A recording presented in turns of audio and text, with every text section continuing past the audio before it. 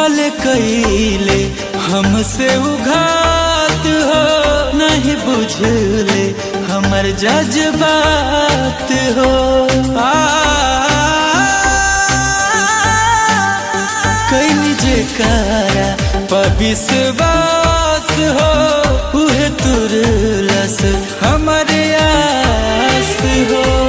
दोसर के हुई दिल के हकदार न होई,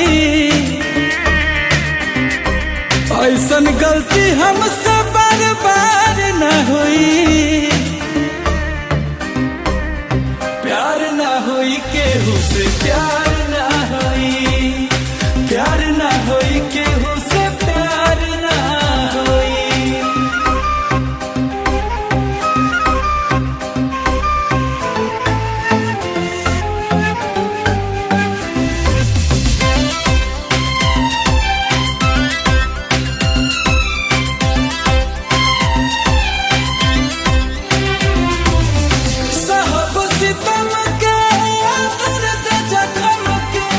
रूह से न दूर कराब अपना सनम के।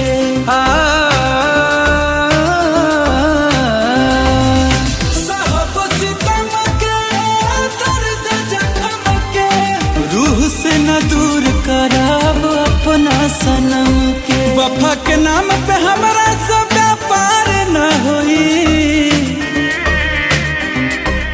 ऐसन गलती हमसे बार बार न होई।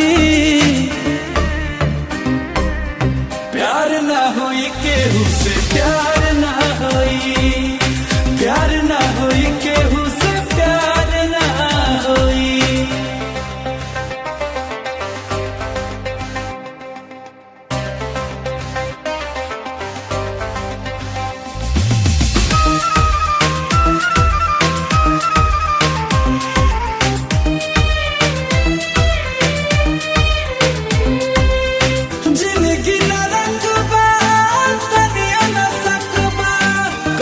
रहे काल हो रही आजो करे हकबा।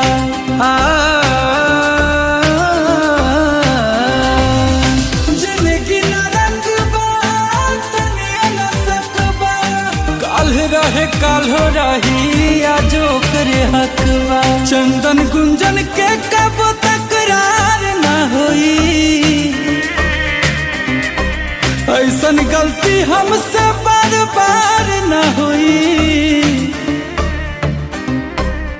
प्यार न होई केहू से प्यार न होई, प्यार न होई के